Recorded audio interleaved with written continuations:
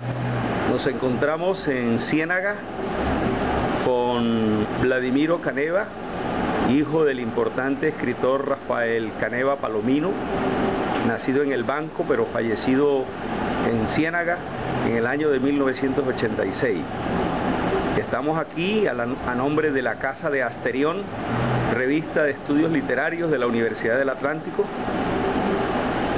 Vinimos pues a participar en una serie de actos culturales, literarios, sociales que se han hecho en homenaje a este importante escritor.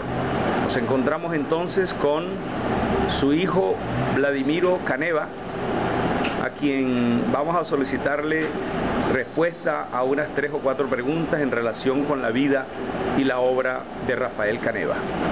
Estimado Vladimiro, la primera pregunta que te queremos formular: ¿cómo recuerdas tú a tu padre, a Rafael? ¿Cómo eran las relaciones que tú tenías con él? ¿Qué anécdota pudieras contarnos de su modo de ser? Fue realmente un padre muy afectuoso, amante de toda su familia,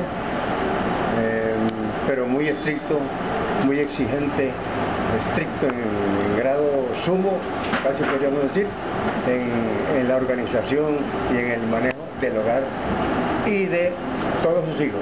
Yo, por supuesto, siendo el mayor, recibí desde un principio todo su cuidado y toda su atención, puesto que tuve la fortuna, precisamente por lo que estuve más tiempo al lado de él, de asimilar toda esa orientación importante que él se permitió para conmigo, en el sentido de hacerme gustar desde un principio todo lo que tenía que ver con la literatura que él manejó, o que manejaba desde entonces de una manera pues maestra, como todos conocemos.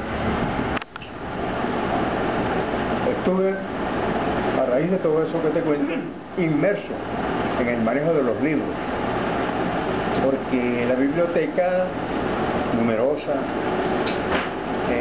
yo la manejaba.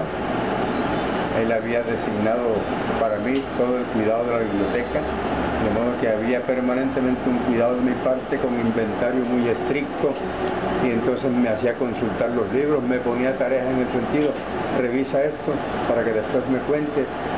Generalmente yo le daba una información muy precisa. Todo eso contribuyó a que desde un principio a mí me gustara la literatura. Fui lector de lo mejor, desde los clásicos griegos, paseando por casi toda el área de la literatura y asimilando en gran parte bajo su dirección tan precisa y tan orientadora. Vladimiro Caneva es narrador precisamente en este número 44 de la Casa de Asterión, que le hemos dedicado a la memoria de Rafael Caneva. Hay un cuento de Vladimiro Caneva titulado La Mansión del Diablo, que tiene por escenario una famosa casa de aquí de la ciudad de Ciénaga, y de la cual presentamos aquí en este mismo número varias fotografías. ¿Cómo fue la situación para que tú ubicaras los hechos que se cuentan en este extraordinario cuento, para que los ubicaras en ese espacio de la Mansión del Diablo? Por supuesto, Guillermo. La historia tiene su contexto y su eje en la realidad. Porque fue una familia a la que traté, conocí desde un tiempo atrás, conocía toda su historia, y ya el primogénito de el que originó la leyenda era un médico muy amigo que se educó en Europa, degustó en Europa todo lo que tuvo que ver con todo lo bueno que Europa podía ofrecer, tuvo una vida galante, muy simpática, y vino casado allá con una dama española exquisita, también artista, y entonces tuvimos la oportunidad de partir con esa familia en Varela, más de un episodio en medio de la mayor amistad y refinamiento interpersonal, como correspondía a estos protagonistas tan importantes de este cuento.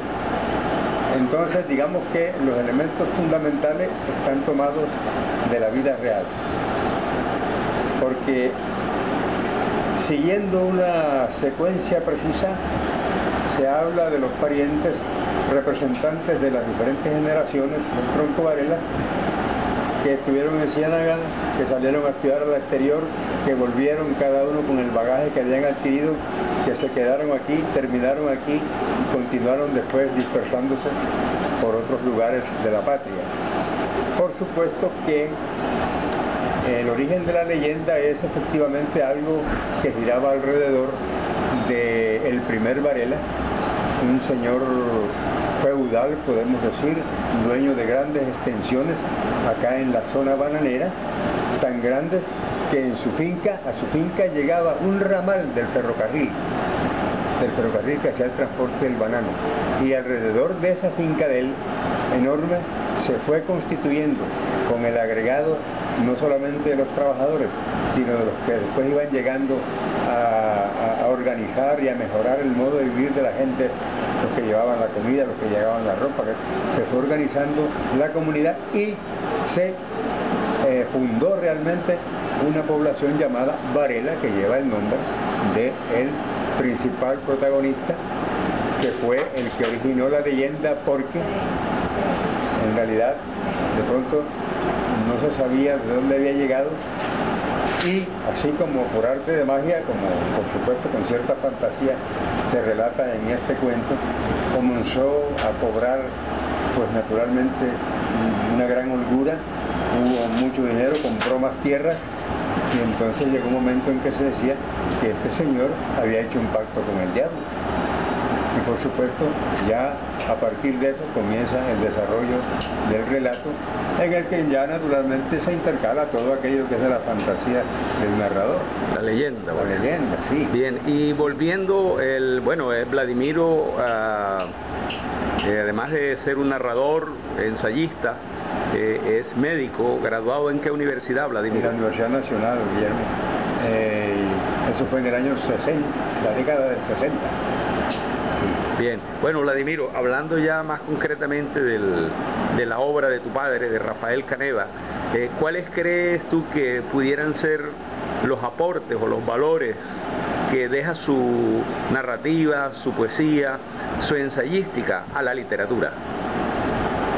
Bueno, fíjate, Guillermo, que realmente lo que yo puedo agregar es ya muy poco, porque todo lo han dicho ustedes, investigadores exhaustivos de toda la obra de Caneva, del ámbito en el que se movió, de las diferentes etapas de su vida, de cómo la literatura que él maneja es el resultado de los diferentes conflictos que tuvo, que fueron muchos.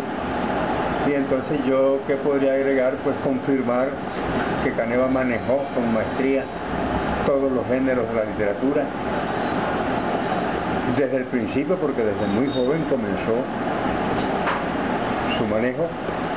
Y lo que ya pues hemos referido en este evento tan importante que ustedes han sustentado, que manejó pues la literatura en la mejor forma, de la manera más maestra y exquisita, y que dominó especialmente los géneros de la narrativa, el ensayo y la poesía, aunque tocó otros pues que de pronto con los cuales no dejó pues extensa producción, pero que sí los tocó en su momento, porque hasta estuvo inmerso en algo relacionado hasta con el cine, ya en el final de su vida.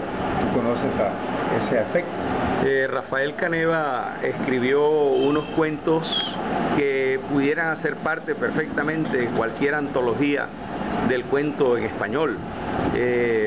Nos acordamos del famoso cuento titulado Carmona, Monopolio de Ataúdes, El Europeo. De esos cuentos que están en ese libro, Monopolio de Ataúdes, ¿cuál sería para ti el más sugerente, el que para ti es como la pieza clave de tu papá a nivel de cuento? En lo que al manejo de la literatura y la expresión literaria tan refinada que él manejó, Monopolio de Ataúdes es realmente la suma pues el tratamiento del episodio, en donde tú sabes que hay hasta elementos líricos en un momento dado, el paisaje y no solamente los elementos que conforman la imagen del protagonista, tratado todo con maestría, como un tributo pues realmente excepcional a lo que es el arte de escribir. De pronto aprovecho la oportunidad para decirte esto que te comenté, y es que en un principio Monopolio de Ataúdes quiso perfilarse o constituirse por parte del escritor como una obra total, una novela, porque yo recuerdo cuando él estaba inmerso en el tratamiento de esos temas que había algo que él estaba manejando ya, en el cual pues no es fácil, porque apenas se vislumbraba de pronto algún contexto de tipo político, de denuncia, lo que él manejó después sobre la explotación, ¿no? La llegada de elementos extranjeros que solamente pensaban en explotar a la comunidad nativa, en fin, porque en un momento eso que se llamó, que hizo parte después del volumen de cuentos como Monopolio de Ataúdes, en un principio parecía ser una novela que tenía incluso, yo recuerdo, nombres extranjeros, y que uno de los títulos que él discutía y que conmigo comentó era que cuál a mí me gustaba más, porque estaba entre dos títulos posibles, Monopolio de Ataúdes y El Tos de la Muerte. Sí, quién sabe si ya especulando y penetrando un poco más el pensamiento del poeta, tú y los demás que puedan sacar de esa situación que quedó trunca porque en un momento dado desapareció el manuscrito, ¿no? Y eso allí provocó en un momento dado un revuelo, ¿no? Del cual yo también saqué ya mucho después algo de mi caletre, de la especulación que yo hice, porque en un momento llegué a pensar si es que Caneva decidió algo con respecto a esa obra y quiso desaparecerla porque quién sabe cuál sería el pensamiento del poeta. Total es que eso desapareció, ¿no? Del perfil que originariamente parecía tener, y se quedó en esta cosa pequeña, pero una obra maestra también.